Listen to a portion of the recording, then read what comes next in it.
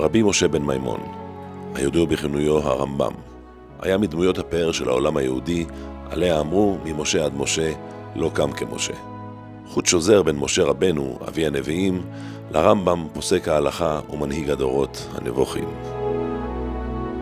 רבנו הרמב"ם נולד בקורדובה אשר בספרד, למשפחה מיוחסת של תלמידי חכמים, בתקופה סוערת וגועשת, בה שטפו גדודי אלמוחדינין המוסלמיים את ספרד תוך הרג והרס.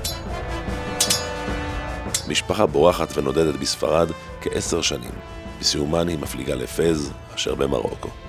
אולם גם משם הם נמלטים על נפשם עקב גזרות המוסלמים ומפליגים לחופי ארץ ישראל. הרמב"ם שוהה בארץ כחצי שנה. פסגת מסעו היא התפילה על שרידי בית המקדש,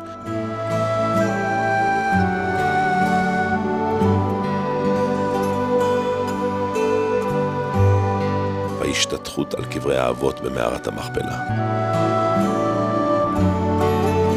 עקב המצב הכלכלי הקשה השורר אז בארץ, ועקב רדיפות הצלבנים, נאלצים הרמב"ם ובני משפחתו להמשיך במסע הנדודים.